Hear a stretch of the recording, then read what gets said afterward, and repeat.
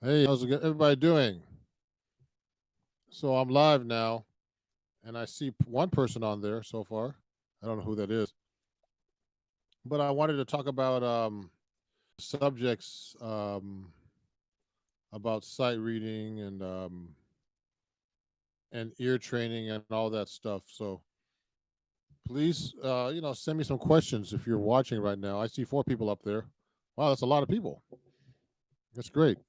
Um, just to get started, um, you should know how to read all kinds of different things. What's hard about the guitar is reading itself. So, like this is the book I like to use for sight reading. It's a modern method for guitar by William Levitt. A lot of my students use it. It's and when I studied at Berkeley, um, you know, um, this is the book that they use for performance majors. So it just teaches you basically, how to read notation, which is very, very important for playing. But it doesn't teach you with tabs like which you should know how to do too. But there's a problem with tablature. Um,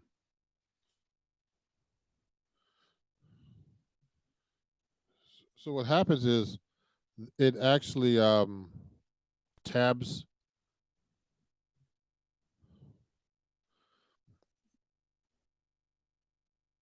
I'm actually hearing an echo. This is kind of weird, but the tabs make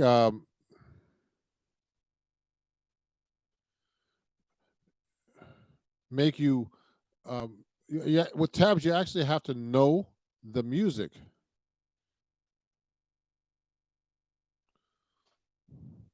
So that's the problem with tablature. So I'll show you something.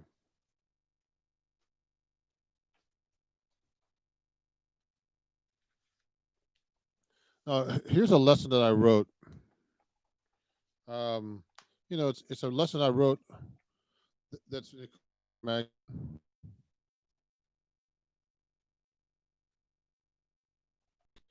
and what it is that it has chord,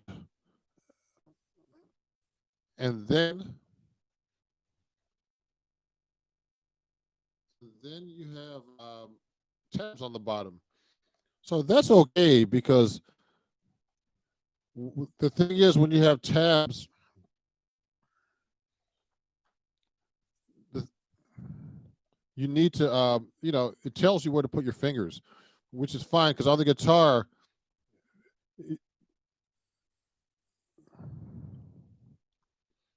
you need to know where to place your fingers because you can play the same thing so many different ways.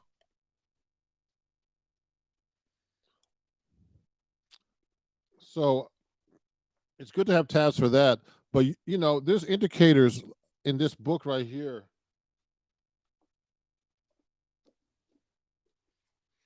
where to put your fingers. It tells you what strings, etc., and what position.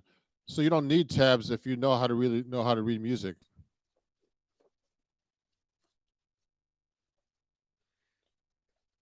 So this is a great book for learning how to read because it teaches you how to play positions and everything. The William Levitt book. It's called A Modern Method for Guitar.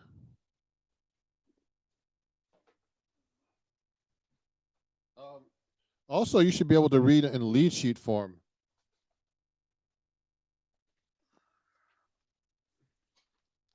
like in a real book like this. You see, everything's mirror image here, but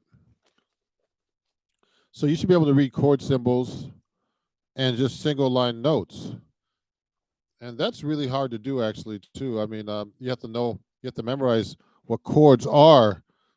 Like a G major seven. When I started learning how to read, it was really hard to do that.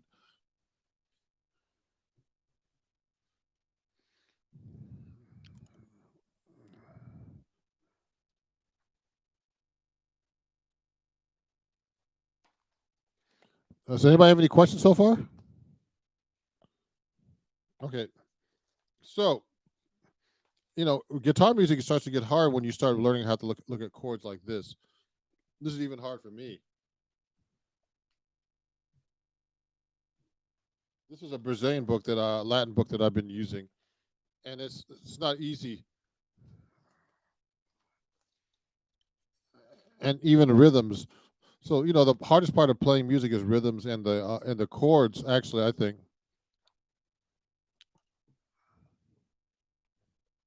So let me show you one more thing that is hard to read on guitar. Hold on.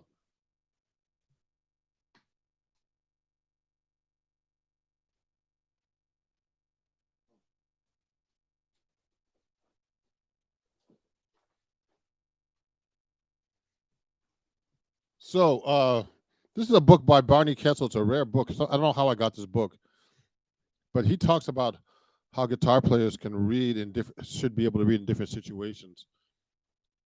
This book's called The Guitars. It's a rare book. I looked it up. So someone gave it to me. It's like it's a very valuable book.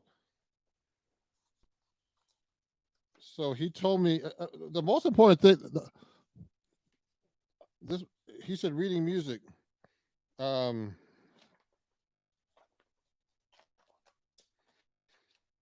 he talked about one thing that was really interesting that I about and it's like when you're looking at piano music. Like piano music is really hard for a guitar player. So you got to be able to read in bass clef and the notation above that on the treble clef. So he said that you should be able to like extract parts from the piano parts, like the bottom note. You should be able to read all this stuff here. And I always thought that piano music was hard. I used to be really good at it and extract the music, but so you have to be able to read the treble clef, I mean, and the bass clef together. So like the so this is A, C, E, G, A, C. So these things you have to practice, and actually, it's a good thing for you to do as far as reading is concerned. Does anybody have any questions so far about this? If you're watching this, definitely do me a favor and send me a message on the YouTube chat. Okay, right here. Let me see. I'm gonna write this in. If you're subscribed or whatever on YouTube, you should be able to send me a message. Send me a message. I'm sending you one now. Okay. So I'm going to take out my guitar. Now, the next thing I want to talk about soon, if you don't have any questions, is ear training. You know, so let's take a song. I'm going to put the speaker on for a minute. Um, I'm going to try to play you. You should be able to. You should be able to hear cadences and things like that when you're actually learning about ear training, and also you should know basic solfege.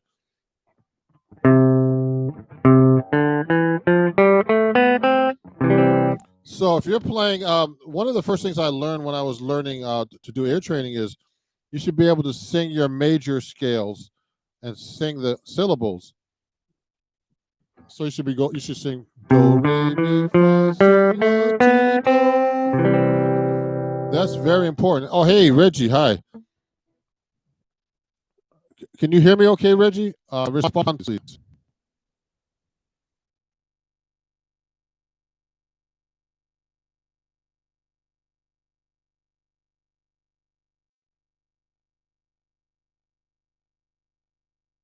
There's something weird with my computer right now. Okay, good. Do you have any questions, Reggie? Let me see. Um, questions.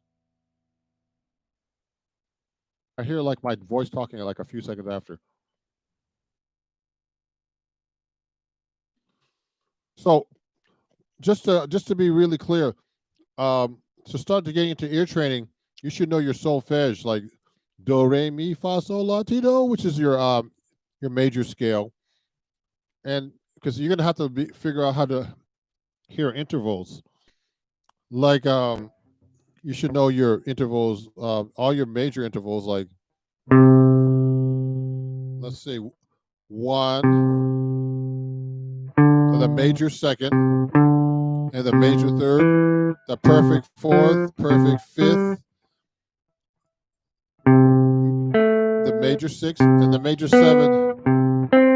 That's very, very common intervals you should be able to hear. Now, these things you should hear because you hear them in chord progressions a lot, like 1 4 5 1, which is like a 1 4 5 1 progression. Different cadences like that: 1 to 5, 1 to 5. So if I'm playing a song, I'm gonna put something on my phone. I think like a like a like a pop song.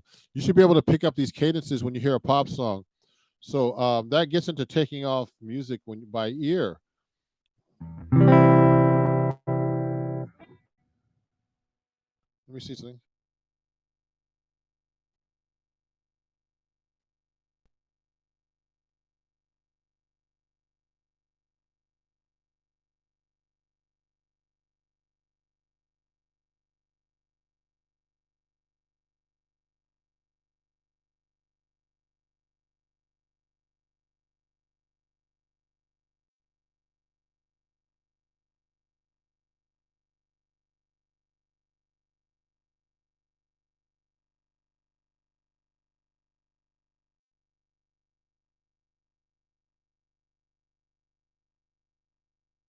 Okay, now you're hearing me. Okay, there's something wrong with the settings here because I'm hearing an echo. I want to try to fix that real quick, everybody. I don't want to end the live stream. Hold on 1 second.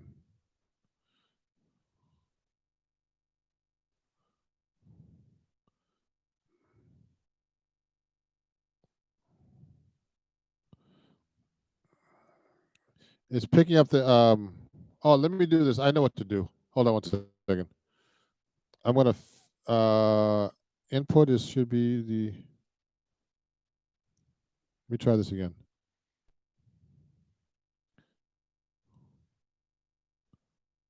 Okay. Okay, I'm trying this again.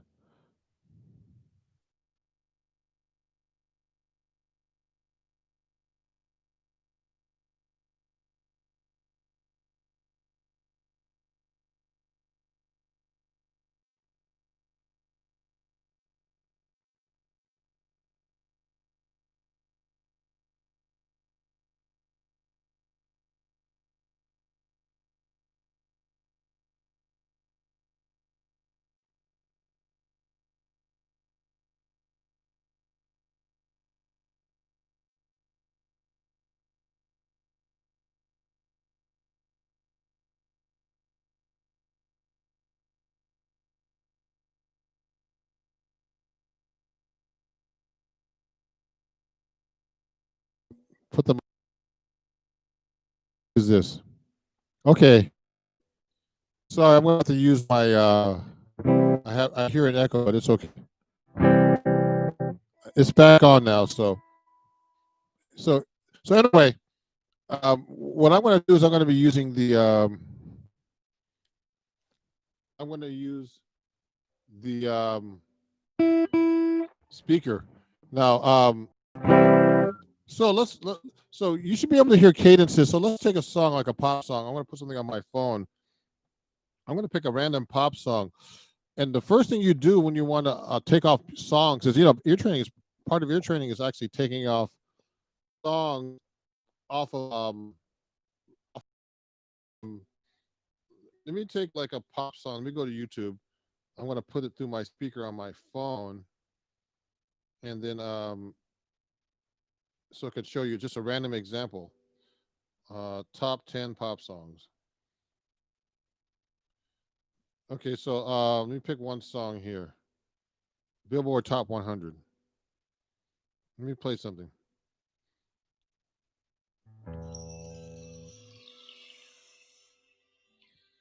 So I'm going to play a song right now and see if we can figure it out real quick.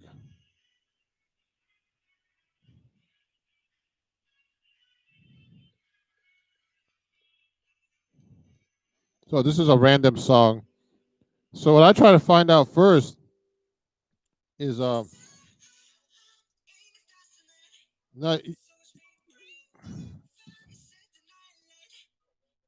okay. So I just stopped. I said, oh, the first. So Anton, it's in the key of E. This I can tell already. So what I try to do is I try to figure out what key we're in first, and if I'm in. So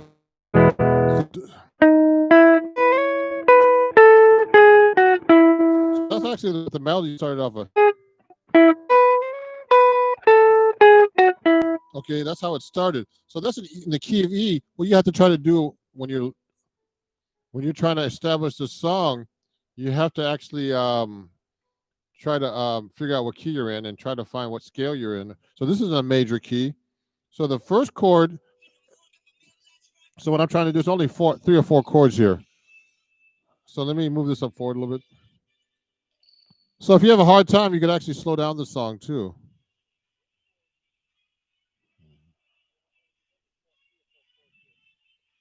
So it goes.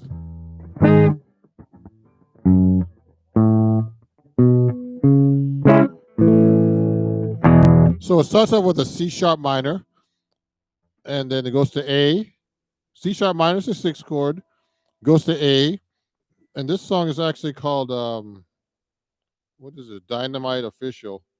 BTS. It's BTS, the famous Korean pop band. And it goes C minor.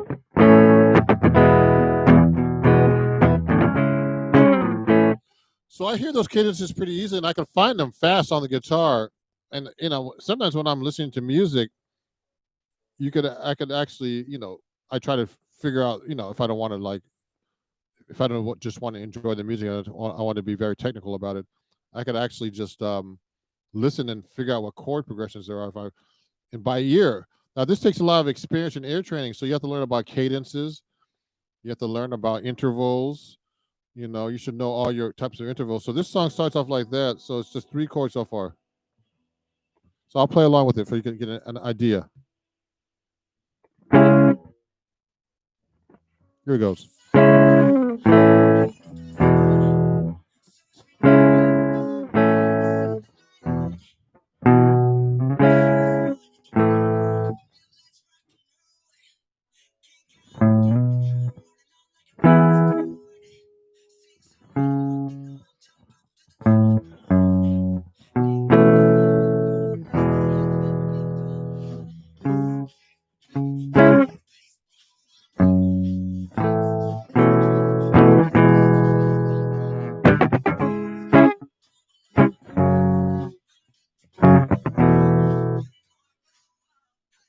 So it's basically C sharp, F sharp, C sharp minor, F sharp minor, the B suspended to E.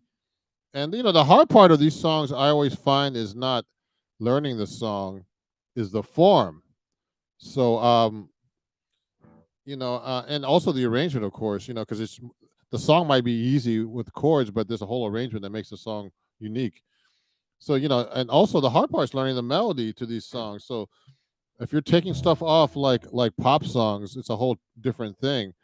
But another thing that's a different level is learning how to take these songs off and writing down each melody, or writing down each rhythm. That's a whole different different ball game. So it's important to be able to do both. And what I usually do is this takes a lot of ear training. So ear training is very important, and so you have to learn how to write down what you actually hear on a staff, and that's really that's a whole different skill. And I learned that when I was at Berkeley too. In transcription class, solo transcription class, and that in that solo transcription class, they give you one note, and you sit down at a desk, and they play it for you. and you have to know your intervals between notes to be able to write down the melody solo. That was really hard, man. I remember doing this on 19 or 20, and I was already a advanced ear training class, and that was really hard. Reggie's asking me, would you write rhythm first, then the melody? Uh, um, no, what I would usually do when I used to first transcribe, I used to try to find the notes first, then write the rhythm. So let me write that down. Write notes first, and then rhythm, then rhythm. You can put the rhythms to the notes after. So if I'm using, I don't have my I'm actually talking to my computer right now, and I can't show you Sibelius because I don't have it on my other computer. But when I transcribe, um, I'll take a note. Let's say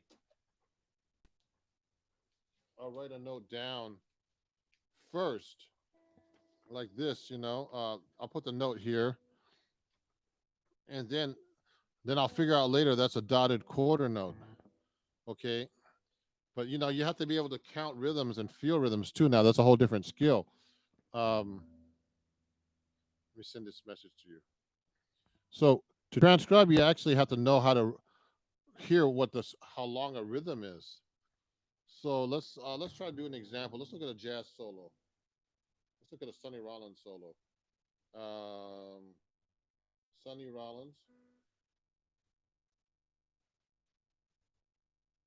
Let me look for Sonny Rollins. Um, he has a lot of hard rhythms, Sonny Rollins, actually. So let me see. Let me just pick a song from him.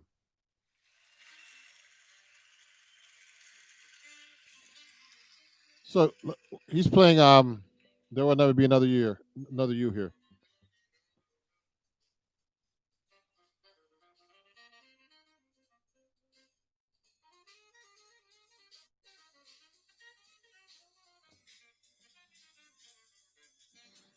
See, jazz rhythmically, most of the stuff he's playing is eighth notes in jazz.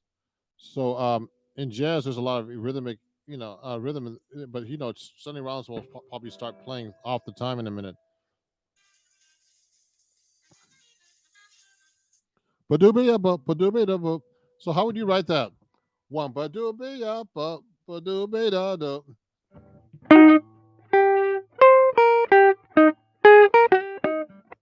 So I just figured that what he played that he was playing on E flat major, the E flat major scale. I mean, his line was based on that. That's the first chord of Sun.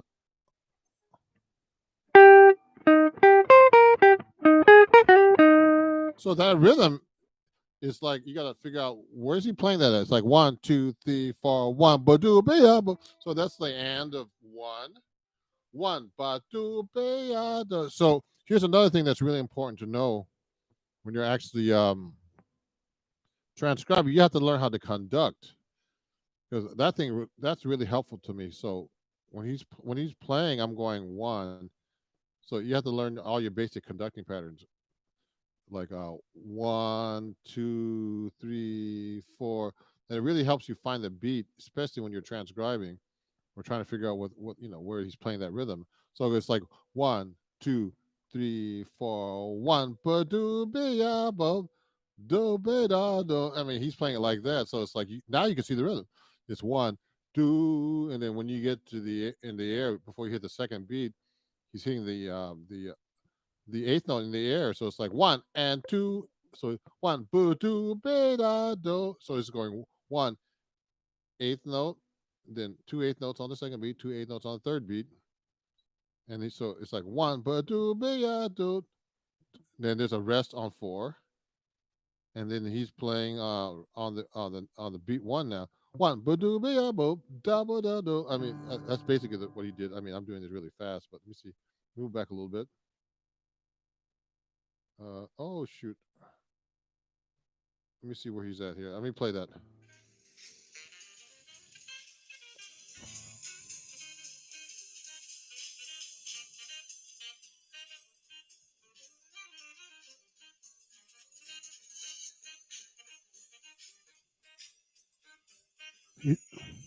He's doing a lot of rhythms there. You see that?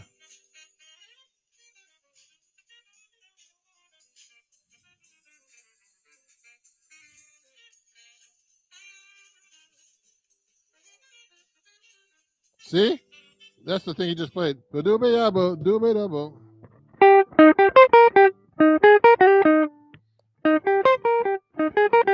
I love his rhythms. So basically that's the rhythm I just told you. So I would have to write that out on a piece of music paper. I don't have that with me in front of me. Some notation paper, but that would be the eighth note, and that's like a E flat. Let me show you my guitar. So he's actually playing, and I'm in the same register he's playing. So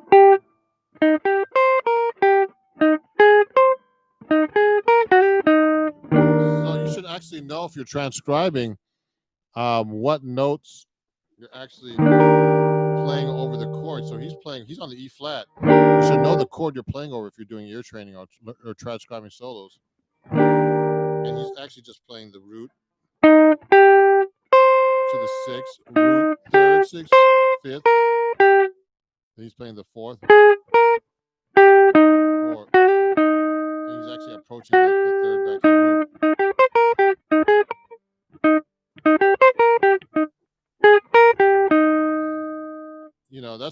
That's a cool lick. I mean, I just learned something new right there from him. You know, and so when you're actually transcribing solos like this, you have to figure out each detail. Now, there's a difference between transcribing and actually taking off melodies. So, what I usually do is I transcribe, and I can either transcribe if I want to, write it out for to have it etched in stone, which takes hours actually to get it right, especially like a solo like Sonny Rollins or John Coltrane, anything that's really complicated. It could be even like some rock solos. Or you could just do everything by ear, which right now I tend to do that more now because I don't have time to be writing out transcriptions. I have too many other things to write out. I did that when I was much younger. But if you're learning how to play jazz, it's important to be able to be able to transcribe, write these things down. It helps your reading, and also do it by ear. So you should be able to play these things by ear and memorize them by ear. Because at the end, you're not going to be looking at music when you're taking a solo. You're going to be, or you're playing in a band, in a rock band. You don't want to have music in front of you.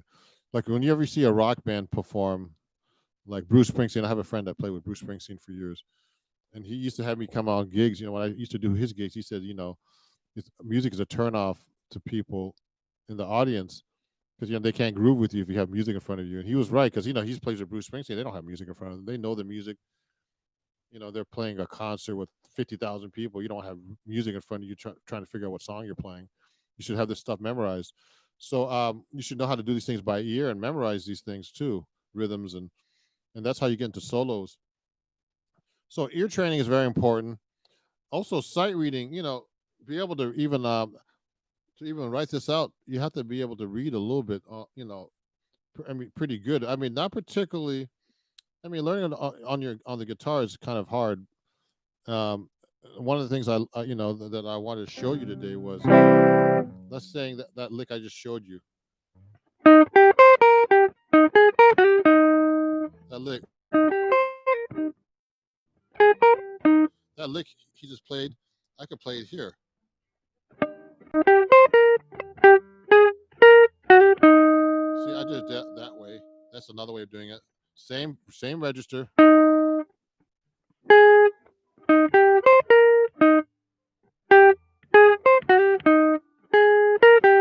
That's hard. I just played it that way. See that? I just did it this way. There's 3 ways. I can do it here.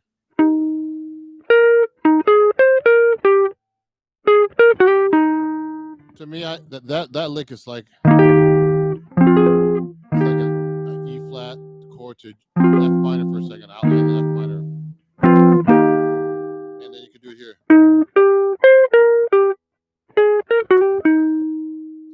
just in the same register if I did it an octave lower.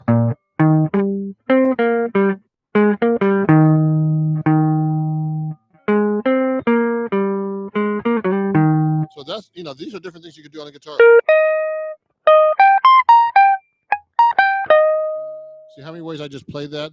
So when you're learning how to read and transcribe and all this other stuff on the guitar, you could play that same lick so many ways. So what I usually try to do is I try to work out all this stuff with with fingerings, and that's very important when you're playing these kind of solos and melodies that you're taking off.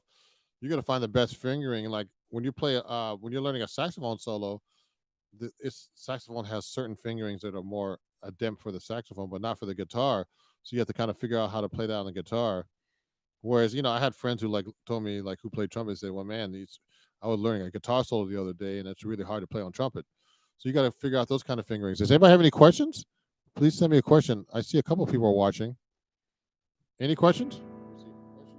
I'm gonna put a question mark.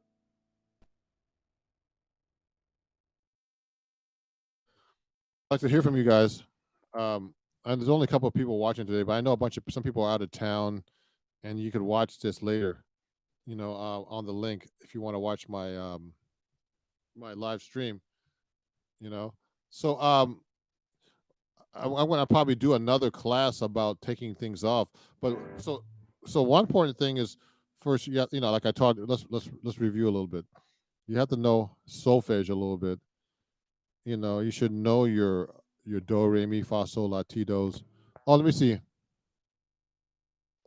Oh, really? Horn players seem to be playing fast. I don't think that's true anymore. Their guitar players can play fast.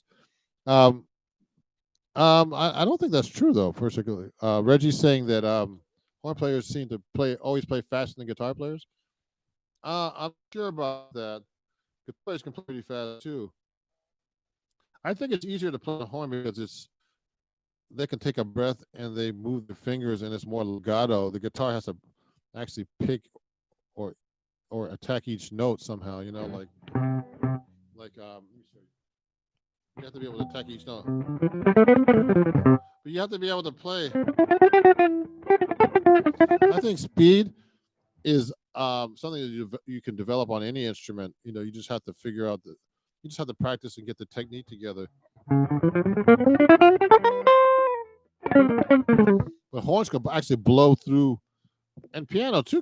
Piano plays fast too. I think every instrument you can play fast. You just got to get your chops together and practice. I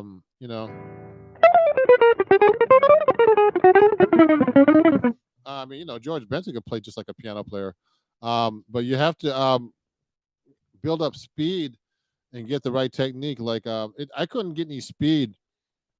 If you want to talk about getting speed, uh, I couldn't get any speed. I used to use those really small Jim Dunlop picks, and I studied with Rodney Jones for a while.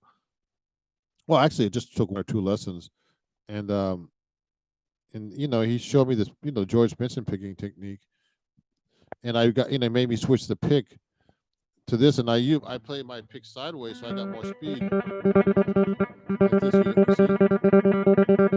So now I was able to get speed, but it's not only your picking. Your left hand has to be able to coordinate with your right hand. So I use a lot of legato. I mean, I kind of approach it more like a saxophone player. I don't actually pick every note like Pat Martino does. He actually goes every note.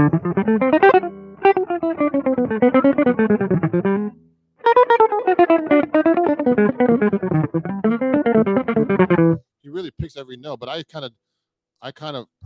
of actually use legato, which is like I mix up legato, which is like hammer-ons and pull-offs with my left hand.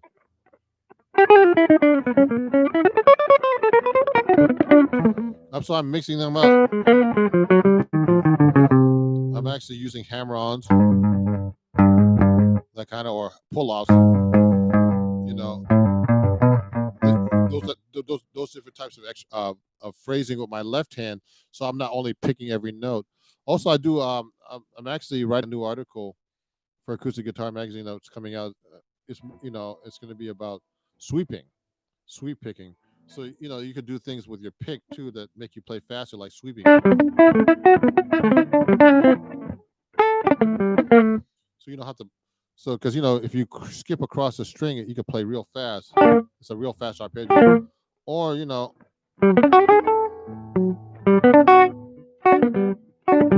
those type of things help you play faster as well. You know, so I mean, you could actually play with horn players. You can learn their solos. You can play them on guitar. I see people do it all the time. It's just a different technique. You have to be able to figure out how to. I mean, when I learn these really hard melodies, sometimes um, that like I was working on this song called "Got a Match" by Chick Corea, and that was a really hard song to play fast on the guitar because they play it so fast.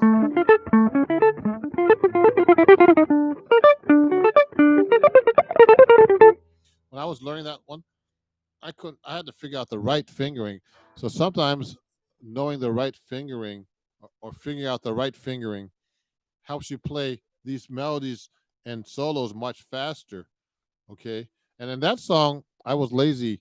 Um, Usually, I'll learn a song by ear if I have time, but I usually just now just look at the sheet music just because to save time because I can read too.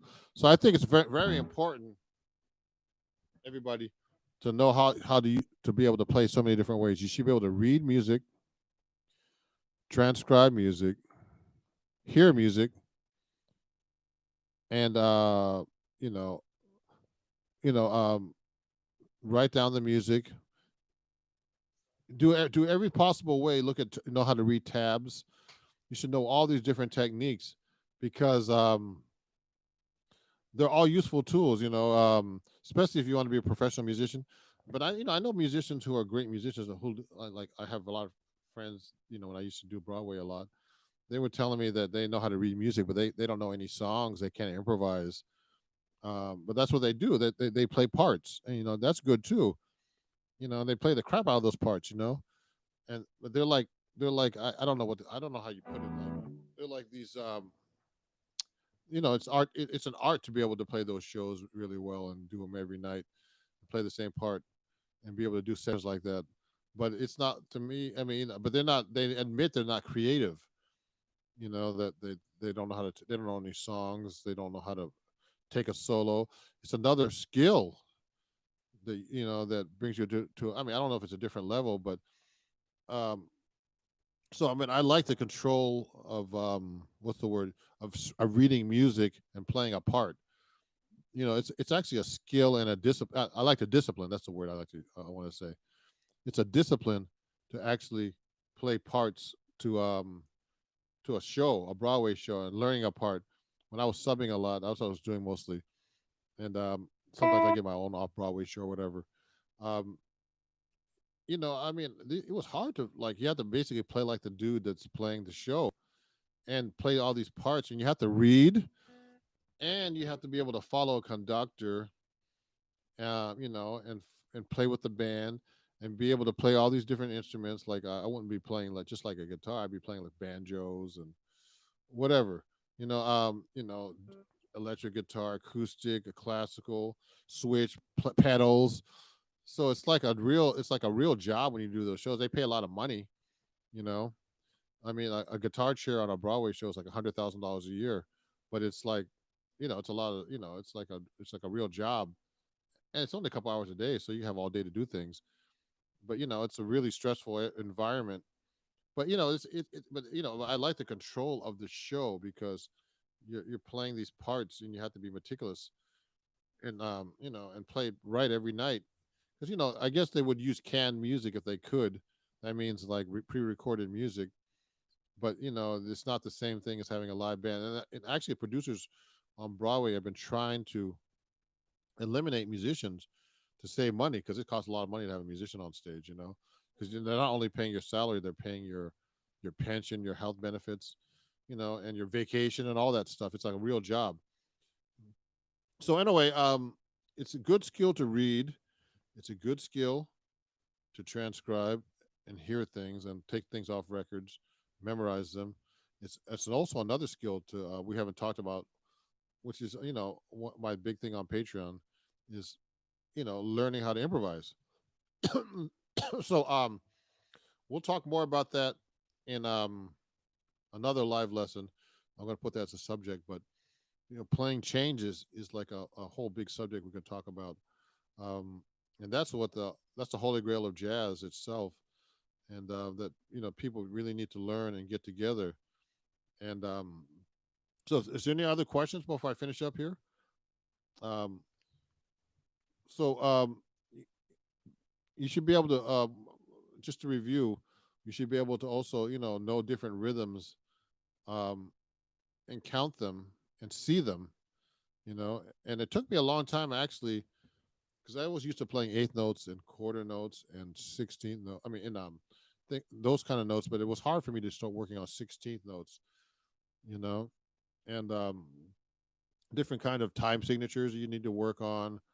There's a whole big world with reading music, and the best thing to really do is just read music because I got a lot better when I started doing these Broadway shows because these are just like real professional music, music that was written for real live, real life shows, not like sitting at home with a real book. And I learned a lot just by doing that and got my helped my reading a lot, you know. And so the best way to learn how to read music and do this stuff is just to do it, you know, and get into situations where you have to read music. Well, like you get together with the band, which you can't really do right now for now. Get together, go to play a show. If you're just get starting out, find an off Broadway show or an amateur show just to learn how to read and play parts, because that's a whole different world. Um, and as far as like reading yourself, just get books. Like I have tons of books. I just started looking at this Barney Kessel book I was telling you about, and he has all these reading exercises for guitar and different patterns and just advice that I've never seen. And I was actually working through this book a little bit recently. And different kinds of technique things. And it's good to see different people's opinions and learn different styles. So, if there's any questions, let me know. Send me a message on Ron Jackson Music at gmail.com. That's Ron Jackson Music at gmail.com. Let me write this down for you guys.